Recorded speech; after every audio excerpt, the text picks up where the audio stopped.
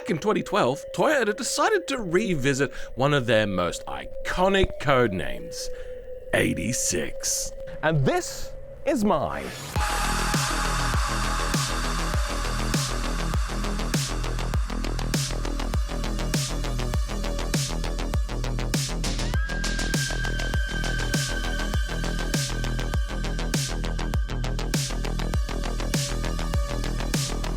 And I feel cheated out of every car review of this because they all left out the fact that it has the acceleration feel of a Yaris. 動力性能はどうだ。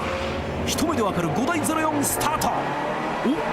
Right after driving this for the first time in the dry, I instantly went back to have a look at those old reviews. This is one of the best cars I have driven in ages. Coming out at what? Whoa. In another county. 92 miles an hour. Noise. Oh, this is brilliant. It's just brilliant. The way it makes you feel, it makes you feel happy. Did you notice that?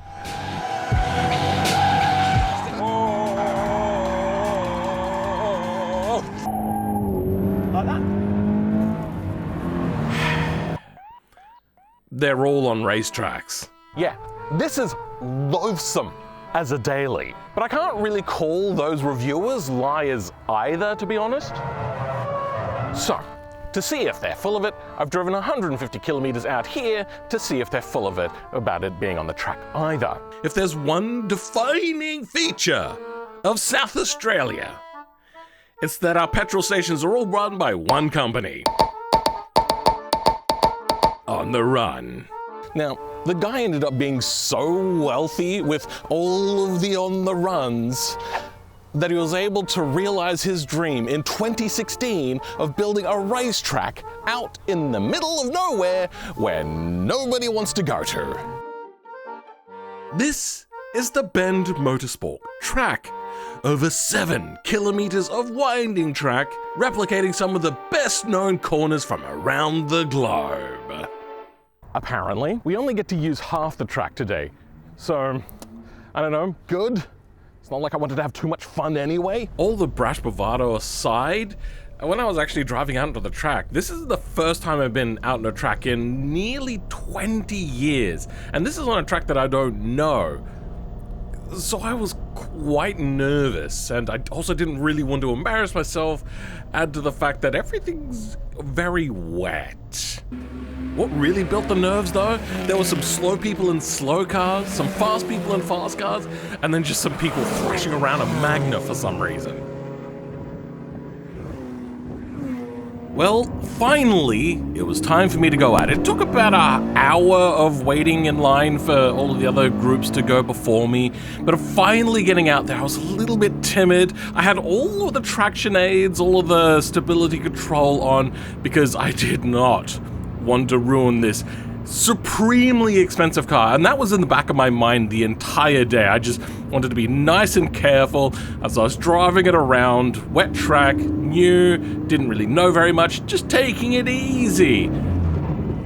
And almost immediately spun it. Yep, that was that was just yeah, again, it was really, really wet. This is a rear-wheel drive car. Not the grippiest of tires. They're not like track day slicks, which you wouldn't really want in wet anyway. What you would probably more want is something along the lines of like an intermediate for this sort of thing. It does dry up later, but for now, we're just having a little bit of fun, trying to get used to it. I'll give you a little bit of quiet time now.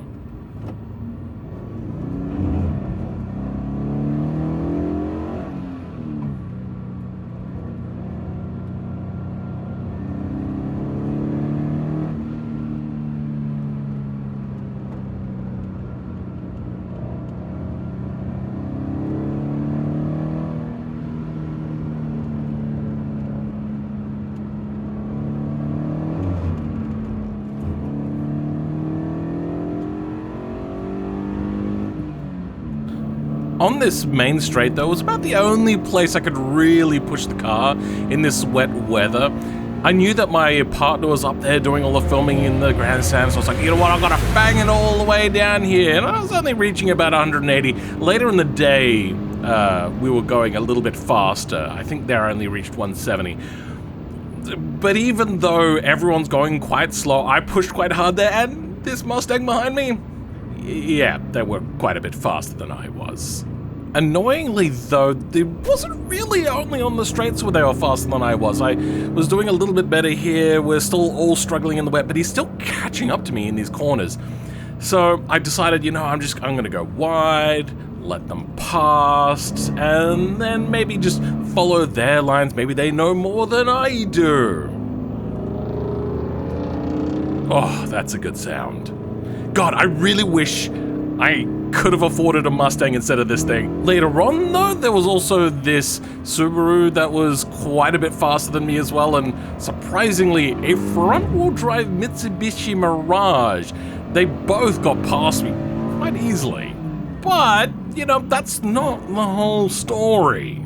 I did pretty well keeping up with this Subaru that has more power and more grip than me. They do pull away a little bit, but on the front straight here, you know, I did all right keeping up with this thing. I was also able to fend off this Mitsubishi for a little bit, as I was also overtaking a giant Holden Commodore. Okay, yeah, no, I suck. That was the first aggressive move I'd made this entire time. I was all anxious, like, oh, I hope I'm not gonna, like, inconvenience everybody, and I just ended up slowing everybody down because I just lost traction. Confidence boosting. But hey, at least I'm not this WRX driver. See, I told you that wasn't the end of the story. There's more than just a car, there's also a skill aspect to this. Go figure, as this Mustang sees a Cars and Coffee off to the left. I gotta be honest, at this point, I was feeling rather chuffed. Now, I know that a lot of my electronic stability control aids were coming into play there, but I never went off. Foreshadowing. Anyway, my goal at this point wasn't really to overtake or get overtaken or anything like that. It was just to see kind of where the braking points would be, gauge it in the wet, then it should be fine if it was able to dry up later on, which thankfully it did, because this was atrocious. And yep, I got overtaken by a Honda Integra, which apparently is like the new hotness. I think it's an ugly car, to be honest. Especially since it overtook me, the son of a bitch. To be honest though, there was not really a lot I could do, as you can see, just struggling for traction at every single point. Of course, these more modern cars with wider tires just gonna kind of walk away on me, especially since I have like no experience. But it didn't really matter though, because that was the end of the stint. Well, that was a pretty wild first session. I was having that battle with like the Mustang, which was a little bit embarrassing every time on the first lap that I went out there. It was so wet. I was just slipping that back end out all the time. I bet you that Mustang was kind of like can this guy just get out of my way? So I ended up letting him pass, and then he did the spin, which I thought was quite funny. Same with the Subaru as well, it also was behind me. I felt guilty that I was holding them up, so I let them pass and they also spun. So I don't feel too bad about the pace that I had. I was actually doing okay, my times did come down. Like the first lap out was a 2:33, then a 2:23, came down to a 2:15, which was my best lap up to that point.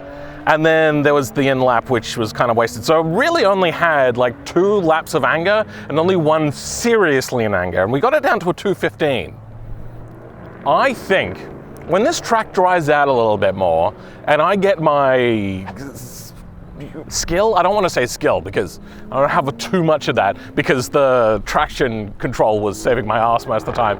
But when I get my bravado up, I reckon I might see if I can go below a 2 minute maybe.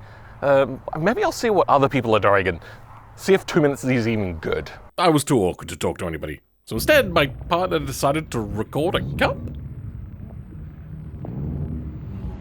Anyway, 2 Mitsubishi Magnas, and it was time for my next stint to start. I didn't particularly want to push too hard, so 2 things happened here. 1, I left on like the first stage of ESC turned off, not completely off, and 2, I took it a little bit easy at first to make sure that I didn't bunch up like we did last time. That really sucked because there's no way to like easily overtake somebody where you can indicate off to the side. That's not allowed on this track.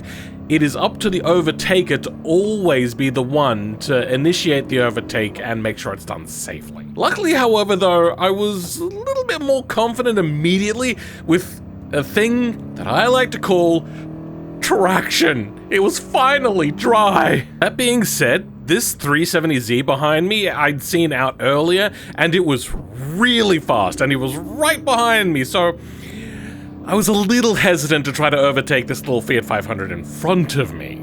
And it was also, you know, the first lap out there, I wanted to take it nice and easily as well. I wanted to get a full feel of the dryness before I started to push too hard. I'll give you a little bit of a run and commentary of one of these laps though, because it's not all just a straightforward brake in a corner and turn in, all that sort of stuff. I did manage to pull away a little bit from that 370Z. It looks like this time he wasn't pushing quite as hard. I was pushing full speed though. I was hoping to get in front of this Fiat, but that didn't really turn out the way I wanted it to. So I was stuck behind it right up until the braking point. He braked quite early, I broke quite late. And hey, look, it's the giant Holden again, who's taking it nice and wide, thankfully, so I can try to overtake him on the corners. I feel that he might have a 6-cylinder and not a V8, because a V8 should be a hell of a lot faster than that in a straight line, so I shouldn't be able to catch it in the straight line at all. But coming around these corners, this one is a little bit tricky to try to push out as much as you can. You really had to start accelerating a lot earlier than what I always did for some reason. This corner you can take quite fast, but you don't want to go full balls to the wall, like I'll show you a little bit later. It doesn't always go quite so well, and this is like a first/second gear corner. I usually stuck it in second gear around here and just kind of pushed it through.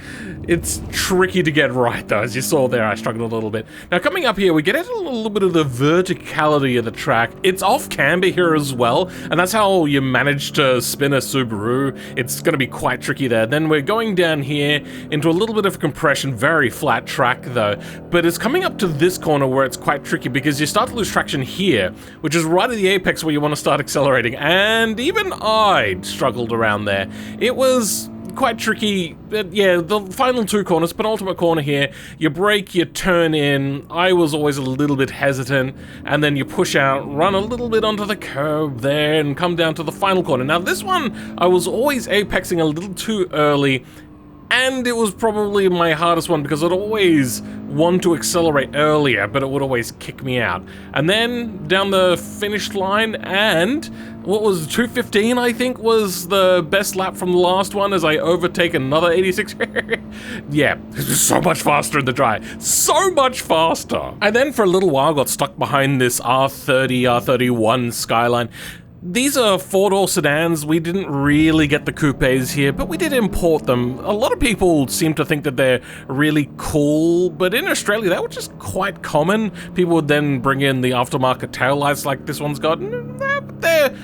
They're not uncommon as a car to see around here, which I think is kind of cool. A lot of people don't realize that we made Nissans here in Australia, and we did make that Nissan Skyline here in Australia. Unfortunately, because of that, the lap was a little bit of a dud, and I was trying to push a little bit harder to catch up on it, and this is my first blunder. So came in a little bit hot, and yeah, washed out a little bit wide there. That was unfortunate is probably the word I would use. Also, that Toyota 86 tried to keep up with me as well, but they didn't hang around for very long. This lap wasn't going to be a winner though. However, I was reaching pretty good speeds by the end of it. I was also finally able to start trying to enjoy the car to see if I really thought that the car was worth its price. Could it justify itself on the track? And to be honest, it was really, really loose. I even had better tires than what it should have had, and it was still just not very grippy. I mean, it doesn't have enough power to lose traction that way. It just wants to lift off oversteer or any sort of oversteer that it can at any point in time. Also, it turns out that I didn't tighten up the exhaust bolts very much on that, remember how I did that video on doing the exhaust stuff? If you haven't seen it, go check it out. But yeah, on there, I apparently, you have to retighten them after a certain amount of use, and I didn't know that. So every time I decided to take a right-hand turn, apparently it was starting to cause an exhaust leak. So you could hear it sometimes. And now you're seeing me also lose a little bit of traction, as I was talking about earlier, and then trying to overtake some people. These guys were a pain in my butt. Like, I don't want to say that you're too slow, because it is a track day, but I was trying to do a fast time. I mean, I'm not racing. You're not really meant to race here. You're meant to just have fun. But they were holding me up a lot, so I tried to figure out whether I should lift off and hang behind them or speed up and try to get past them. The unfortunate thing is when we got onto a straight, and then if they weren't pushing really hard to be able to overtake, they're just not that slow. They're very fast, and then the fast cars just zoom past you like you're standing still. Do I think that this is a good track car? No. No, I don't. Here's what the exhaust sounds like, by the way, on arguably the worst corner for this.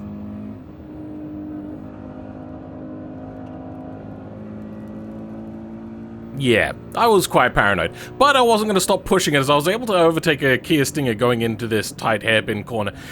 Though it's not really encouraged to dive bomb, that seems to be a pretty good one because people that are very skittish will not push very hard on that one. Should I have been skittish though? Probably. I still had the medium amount of traction control on, but I was starting to push a little bit hard. I was really excited to catch up to this Mitsubishi, and yeah, oh, nope, okay, yep, that's the corner where it starts to go from like a compression to a negative G corner. It's a real killer of a corner. I love just how complex it is, but to get used to it, I don't really want to destroy my car. Coming back onto the course as well was a little bit sucky. I was worried that I was going to damage the wheels. But anyway, I did a not too bad lap the last time round, even though I was slowed down. This time I didn't really get anybody slowing me down, so I was expecting this to probably be one of my best laps of this stint. The track's still a little bit wet. I did lose a little bit of traction there, and taken again by that Honda. Well, shit. But hey, not to worry. This is actually going to be my fastest lap, and I'm just going to give you like full silence for the rest of this lap, just so you can see the whole lap.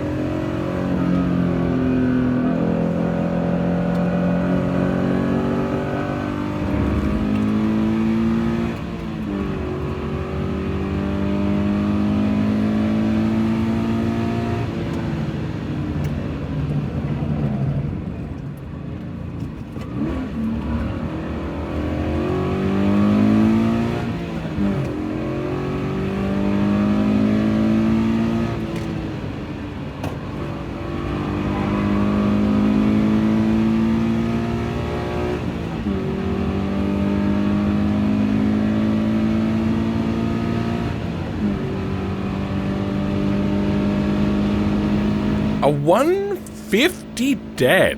That's a lot faster than the first stint, and just 4 seconds quicker than the last lap. These are pretty decent times. I only had to slow down a little bit to let that Mitsubishi through, but I was also a little bit out of luck because that was the end of our stint, and even though it's the end of the stint, you're not actually meant to really slow down, but for some reason, these people kind of created a bit of a bottleneck, and I wasn't quite sure, but yeah, no, they were going 60 kilometers an hour. It was very slow to exit the track. Damn. That was pretty friggin' wild. Tires were overheating a little bit much there, so I had that one moment And I also got to say, my helmet, it is XXL, but it is too small for my head still. I have a gigantic head. All right. It's a very windy day out today. I haven't looked at my times yet, and I said that I wanted to get under a 2-minute. Let's see what we've got immediately. First lap out, I made sure that it was quite clear. There wasn't a bunch up like there was in the first time around. 153, then a 158. I can't remember, maybe I got caught behind a 152, and then a 154, and oh, not the in lap, but the final lap. After the spin out lap, a 150, 100% flat, 150.000. That's pretty wild. That's a lot faster than the first session. Dryness apparently makes it so. First time out, I was kind of like, I don't know. It doesn't handle all that well. Like, if I didn't have ESC on for the first one, I would have spun out so many times. I would have been so disheartened. I would have just gone, nah, hate the car. Second time out, it did a lot better. I turned the first level of ESC off. Next time I'm gonna turn it all the way off, so then it'll only have ABS. I can't turn ABS off without digging around in the electrics and whatnot. I could clearly smell the tires melting. Oh, they are very melty. I could see the the fact that they melted a little bit. The brakes, oh, that's fresh breakage. Let's have a look at the front tires, because those will be under the most amount of pressure. Okay, there's a lot of scrubbing on the outsides of these tires, but they seem okay. I might need to buy new tires at the end of this, because that is a lot of tire wear. Brakes, that was dumb of me. I think they're getting a groove on them, and that's what I went to touch. I forgot that the brakes are nice, piping hot, and now I have a burnt tip of my finger. I'm gonna let it sit for a little bit. Jesus. I did take a second after this to go have a look at some of the competition. This sick Evo 7 was just really cool to look at. On semi-slick tires and massive looking brakes on this thing, a full aero package coming with a giant rear wing. It was so cool. And right next to it was a leaking Subaru. No surprise there. Anyway, let's get back to the cup? Why always the cup?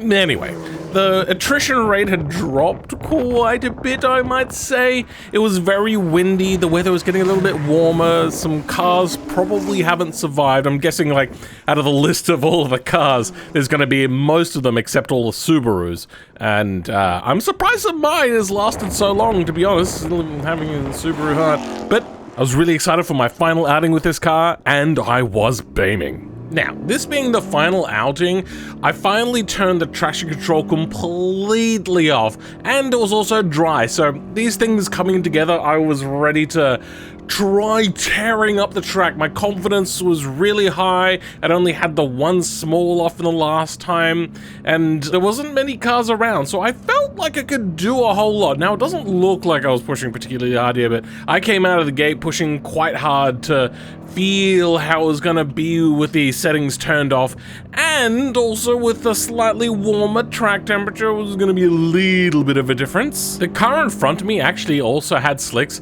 so I felt a little bit confident that I was already gaining on quite a lot, and I was gonna try to take this corner considerably faster this time round, because that was one where I was always a little bit nervous, because being such a higher speed type of corner, you could go off, and I'm already being overtaken. I wasn't going particularly easy. I was trying pretty hard, very hard on the brakes compared to previously. I wish I could show like a forward and rear G-force, but I don't know if I can with this particular setup. I'm just using some app, and then I got the pro version of it, so I was like, you know what, I want to do this properly, and then it turns out that you have to pay like 4 times the amount when you go to put it onto your computer. It's a total scam. It is a scam. They're cheating you out of money, much like this Mitsubishi is just cheating me out of happiness, because it's just so much more powerful and better than my car. God, I should really have a look at how much they cost. Yeah, nah, screw it. Nah, they're just out of my price range. I just know it. They're never going to be in my price range. This car wasn't in my price range. I don't know how I managed to actually scrape enough to get this car. But anyway, we were coming around, we were gonna do a first lap, and I knew that I was a little bit faster than this guy. He was on the slicks, he had the corners, but I had the straight line because, I mean, it's a Hyundai XL, they don't have a lot of power. And this is gonna be a bit of a theme. The first BMW to overtake me, okay, so much more power. I'm lacking so much. Whatever, though. I was going to be trying to push my car to a much harder limit this time. So I was going to be braking much later. That was my big thing, brake so much later.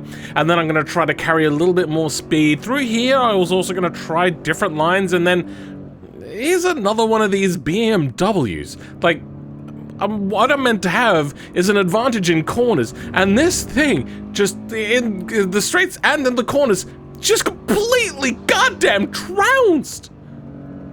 Oh my god, like, I know that this car is a lot cheaper. It is a lot cheaper. And also, it's being embarrassed by a Yaris.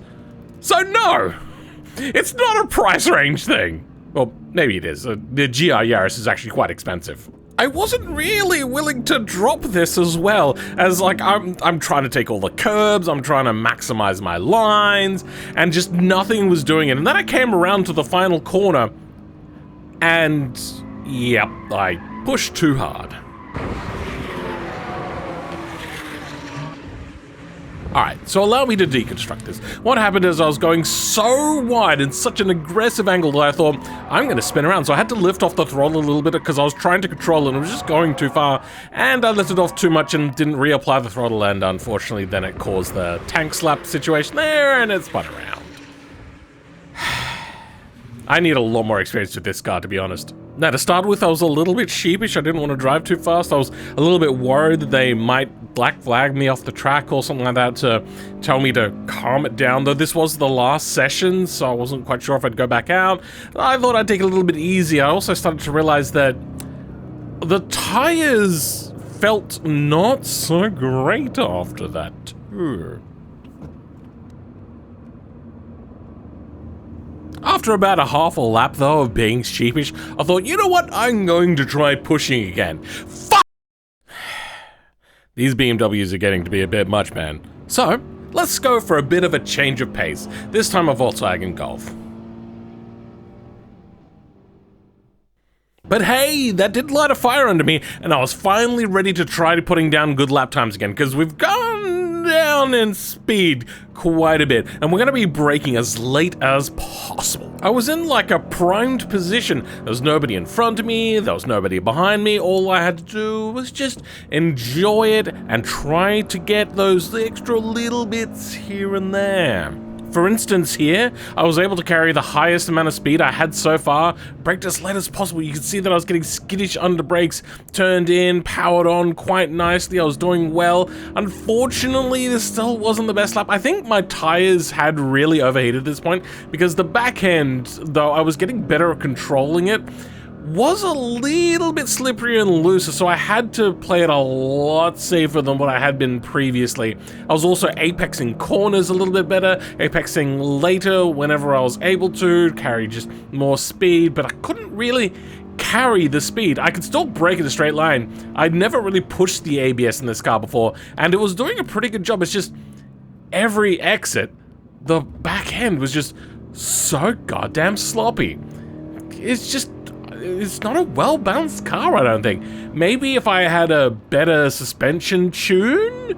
Because the wheel alignment I have at the moment is set up for road, but if a road car is this loose, it's a little bit concerning. One lap later, though, I was able to carry, I reckon, just a little bit more speed through the mid-corner there, and then I was able to brake super late here. I was quite brave. I got it turned in, carrying so much speed. Oh no, just a little too much, and the same thing. Started to go too wide and had to left.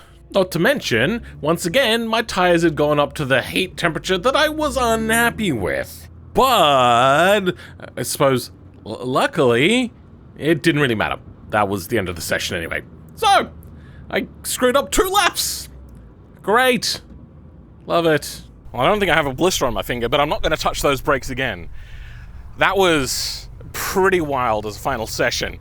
Ended up having to nurse the car most of the time because the tires are just completely overheated. Right at the very end, after all of that, I finally slowed down, I pulled into the pits, and as I was turning to leave the track, the car mount came off. Quad lock, not great in my opinion. Mostly it's the design, not so much the stick, because I had to use my own sticky stuff, which was even better. Anyway, that was pretty wild. I overtook some people, I was going pretty fast, I was pushing my limits, and I pushed my limits too far. Twice. That was pretty wild, that was pretty fun. I don't think I did any good times, but let's check out the session data. A 2:02, a 2:05, a 2 minute, a 1:53. That was pretty good. That was my last flying lap. But yeah, those spin outs every single time really heated up those tires. They are quite warm. Not brake rotor hot, but they are quite warm. And they're very soft.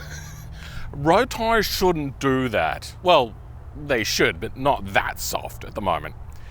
Well, that has been my day at the Bend.